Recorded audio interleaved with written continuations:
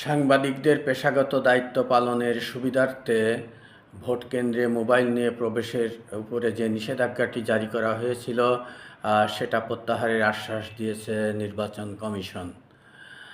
নির্বাচন কমিশনের শহীদুল ইসলাম স্বাক্ষরিত একটি চিঠিতে সারা দেশের রিটার্নিং অফিসারদের কাছে আজ পাঠানো হয় একটি নির্দেশনা।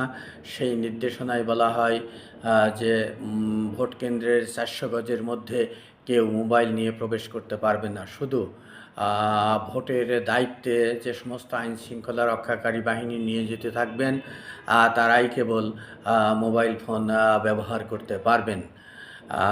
আর এর প্রেক্ষিতে সাংবাদিকরা আপত্তি জানায় এবং আপত্তির প্রেক্ষিতে নির্বাচন কমিশন আজ জানিয়েছে যে সাংবাদিকদের পেশাগত দায়িত্ব পালনের সুবিধার্থে তাদের উপরে আরোপিত যে নিষেধাজ্ঞা সেই নিষেধাজ্ঞাটি প্রত্যাহার করা হবে।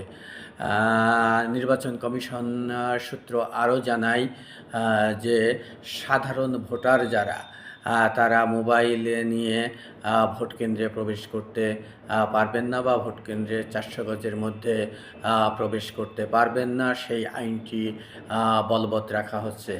এদিকে আজ ঢাকার মোহাম্মদপুরের ঈদগাহ মাঠে এনসিপির আহ্বায়ক নাহিদ ইসলাম বলেছেন যে ইসির এই আদেশ আজকের মধ্যে যদি প্রত্যাহার করা না হয় তাহলে সন্ধ্যা বা আগামীকাল থেকে ইসি ভবন ঘেরাও করা হবে। ফলে নির্বাচন কমিশনের এই আইনটিকে ঘিরে এই নিষেধাজ্ঞাটিকে ঘিরে রাজনৈতিক অঙ্গনে এবং সাধারণ ভোটারদের মধ্যে তোলপাড় শুরু হয়েছে। রাজনৈতিক অঙ্গন থেকে বলা হচ্ছে যে মোবাইল নিয়ে প্রবেশ করতে না দেওয়ার অর্থই হচ্ছে যে কোনো অনিয়ম হলে, কোনো স্বেচ্ছাচারিত হলে সেটার ভিডিও ধারণ বা স্টিল ছবি তোলার ক্ষেত্রে মানুষ অক্ষম হয়ে পড়বে এবং সেই বিষয়টিকে ধামাচাপা পড়ে যাবে, প্রুভ করা যাবে না।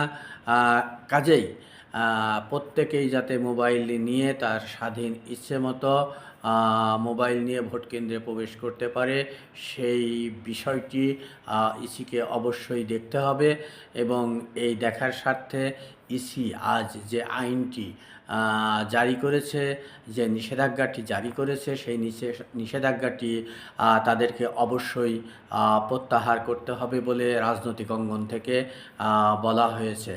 এখন দেখার বিষয় হচ্ছে এনসিপি এ ব্যাপারে কি ভূমিকা নেয় এবং সে ব্যাপারে ইসি কি ভূমিকা নেয়, তাদের আদেশ বলবৎ রাখে নাকি প্রত্যাহার করে, সেটাই এখন দেখার বিষয়।